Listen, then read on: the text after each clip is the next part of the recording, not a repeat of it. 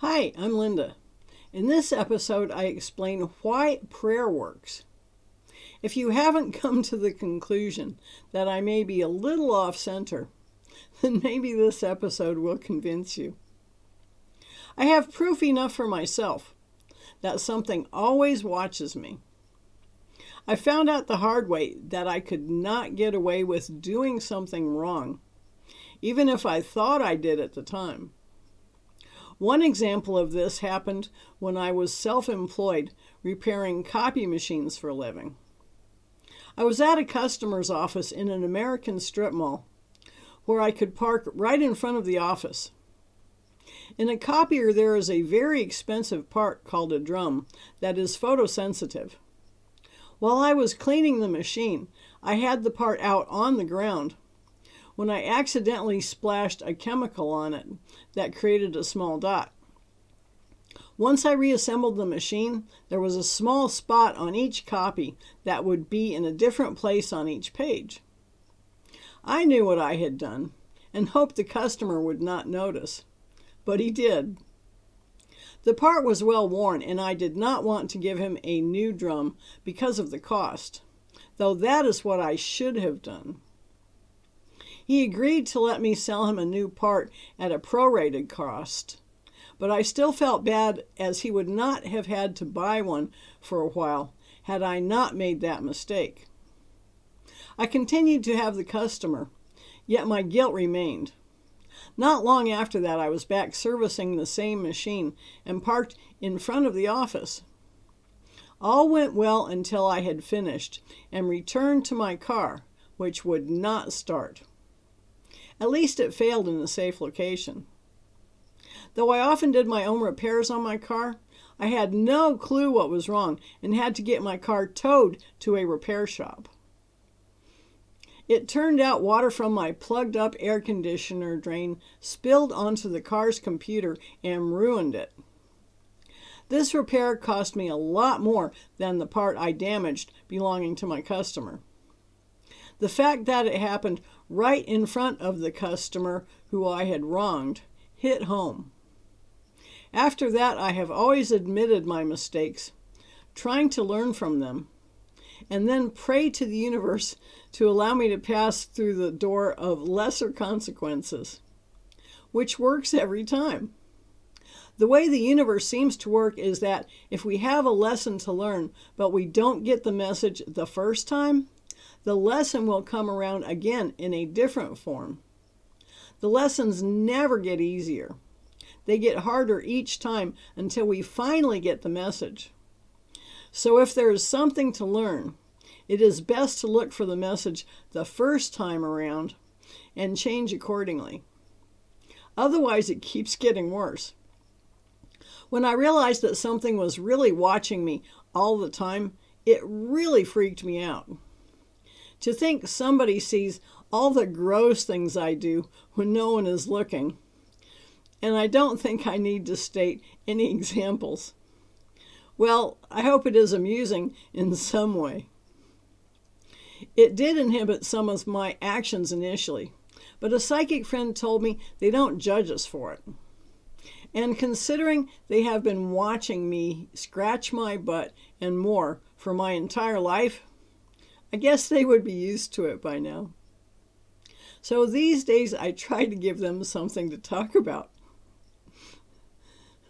I don't know about any actual God of some kind that gives a damn about us here on this planet. However, I do believe that the spirits of those who cared about us while they were alive have the ability to help us in times of need. They come to visit us.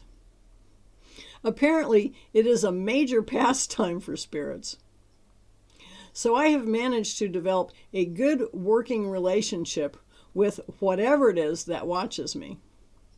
Generally, they are not allowed to interfere with our life plan. However, when we ask for help, they may provide it, though perhaps not in the way we hope for. I prefer to do my best to sort things out and fix things myself. The spirits are more than happy to watch me give it my best shot. When I finally get to the point where I have done that and still can't solve the problem, then I pray to the universe for help, admitting that I can't do it myself. And help arrives pretty quickly. It has amazed me again and again. Because they might not be able to read your mind, it is recommended that you say what you need out loud so they all understand. I think the catch is that you have to do your best before you ask for help. They are not there to do it for us, but they can guide help to us or help us to see the solution. Have you ever heard a little voice in your head that tells you to stop what you are doing and consider another option? Like when you hold something in your hand that you are trying to open or fix and you risk hurting yourself? It could just be common sense, but if I don't heed the warning, I often get damaged. I may hear in my head that I should stop and put on a glove. Maybe it is intuition. The key is to listen. It may involve a detour of some kind. I have often found that if I don't allow myself to get stressed out about the sudden diversion, I still get to where I was going on time. It is important to understand that the spirits are not there to cater to us. If we are not willing to make an effort, why should they? Asking them to solve all of our problems completely defeats the purpose of living on this planet, as well as annoying them. If we get too demanding or dependent on their help, they stop helping. Deluding yourself into thinking you are entitled is setting yourself up for disaster in the long run. However, when you thank people for their help, they will be more willing to help you again. This also applies to when spirits help us. You can develop a good working relationship with them by thanking them when you notice they have helped you. Whatever it is that watches and helps me, I always thank them out loud, even if it is just a matter of narrowly avoiding a car crash. I do take stupid chances. Fortunately, they protect me from my own stupidity as well as others' stupidity. I push the boundaries sometimes because of this, but I try to be a little sensible so I don't end up having to learn a hard lesson. The bottom line is that prayer works because there really is something that listens to our prayers. If your mother that died years ago can't help you, but she hears your prayer, there is a very good chance she can find a stronger spirit that can help. Don't be afraid to ask, and say it out loud to the universe, whether in public or private, so the spirits can understand your needs. Prayer groups work well because they gather more spirit entities together who may help. In any case, prayer helps us to focus and connect with a higher consciousness, regardless of whether it is coming from inside or outside of us. And there is nothing wrong with thanking yourself. Being thankful helps attract positive solutions. It really does.